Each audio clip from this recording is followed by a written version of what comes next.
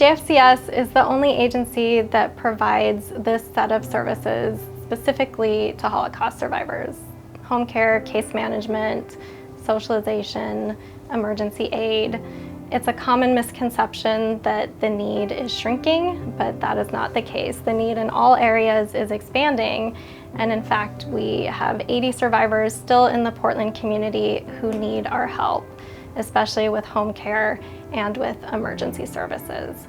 When a survivor contacts us for services, they are set up with a case manager. So we have 3 bilingual Russian-English speaking case managers who are basically there to assist the survivors with whatever they may need, to connect them with services, connect them with home care, hot meal delivery. Throughout the pandemic, they've been doing at least weekly phone calls, if not more often, just to check up on people, make sure they're doing okay, provide a little bit of connection and socialization for people who are lonely and homebound.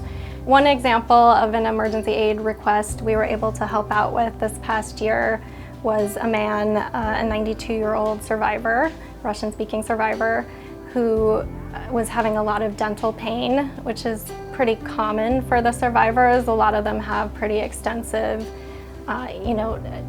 dental issues and need for dentures because of their persecution experience. And so he was having a lot of dental pain. He wears dentures, but they were so old and worn out that they weren't fitting properly in his mouth, so he wasn't able to eat or drink without pain.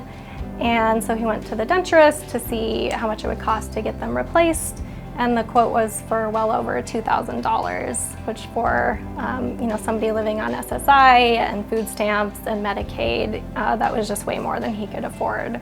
So he reached out to the case manager who manages emergency aid for our program and requested help purchasing new dentures. And so we were able to cover that for him, and he was so grateful. He's able to eat and drink without pain now, and it was just wonderful to be able to help him with that.